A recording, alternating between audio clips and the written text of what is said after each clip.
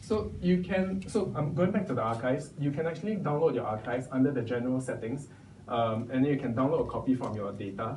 It will then lead you to this page, Start My Archive, where the archive will be downloaded into your email, and you'll be able to see the email here. So everyone can do that, but you need to log into your Facebook to do that. So the police made me log into my Facebook and my Gmail to download these. The other thing they wanted me to do was also to download from my WordPress some things. So I asked them at that point, why did you want me to download my Facebook archives and things from my WordPress? So they said that they wanted me to do that because they wanted to see the IP addresses. So that was when I thought, okay, so are you trying to see who else is accessing? But in my mind, I've got nothing to hide because no one else has access to my Facebook and blog except me. But on hindsight, it was not a smart decision because on Facebook archives, there were many other things like messages that you have with other people. But thankfully, I have a regular habit of deleting messages because someone told me before I went to a police station that I should have a regular habit of deleting messages. So I managed to delete. Anyway, some of the things I've learned after that is, right after I came out from police station, I actually didn't know what to do. In fact, I felt quite helpless. I was not angry, I was not sad, I didn't know what to feel. I felt violated. That's why I wrote on my Facebook that I felt like I was raped.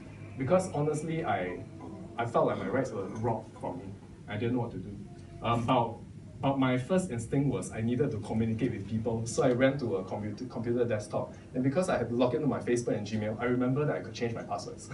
So I managed to change my passwords for all the accounts I have. And after that, I got a new SIM card and disabled the chat apps on the phone that the police took. So you can do that for some of your apps. I've also spoken to some people and some organizations, and they told me that I need to keep my chats secure. So this is what I've learned from this episode. So I started using Signal, Telegram. The difference is if you use Signal, it's the best because it's encrypted messaging and it's passcode protected. Telegram is encrypted only for some messages, but it's also passcode protected. WhatsApp is encrypted, but it's not passcode protected. So if the police has your phone, they can access whatever is in your phone. But for those which are passcode protected, you can forget your password because there are so many passwords you have to remember. Yeah.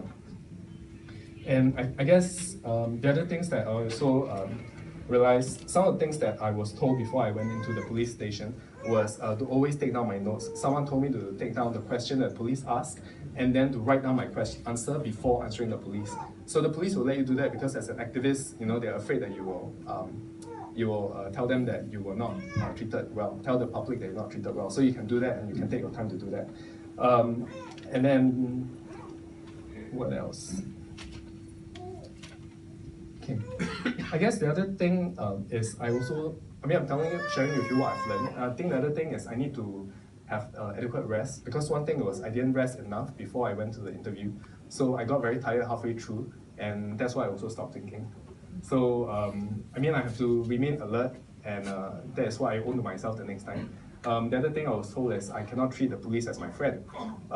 In fact, at one point the police actually started telling me that, time's up for my 15 minutes. So the police started talking to me in quite a friendly way. And I started telling him, yeah, I'm also quite upset with the situation Singapore is in because I'm afraid that it will keep going downhill. Because the way the government is, socio-economically, poverty is very high in Singapore, inequality is very high. The government's expenditure on social welfare is very low. And at the same time, the government is persecuting people like us, over the past 1 year, you have seen a lot of cases, defamation, sedition, contempt of court, what happened to the real Singapore, being jailed. If the police decides to charge me for one charge for each article I have, for 14 articles, that means I will be potentially jailed for up to 14 years if they want to do that, as they did with the real Singapore. So I'm not sure if they can do that. So for me, it feels like the way that the government is doing now is they do not want to use the Internal Security Act because that's a very embarrassing thing to do. But would they then want to use crimes like that to come up with an excuse to jail you for as long as they want, so that they have a legitimate excuse to say that they have not incriminated you because of the freedom of speech, as they tried to say at the Universal Periodic Review. So this, for me, is an underhanded way of trying to persecute Singaporeans by using a legitimate mean which they create. And for me, we have to fight back for this case because this is a very clear example of the transgression of the freedom of speech in Singapore. And if we allow this to continue, they will have free hand in future to do what they want as well. Yeah.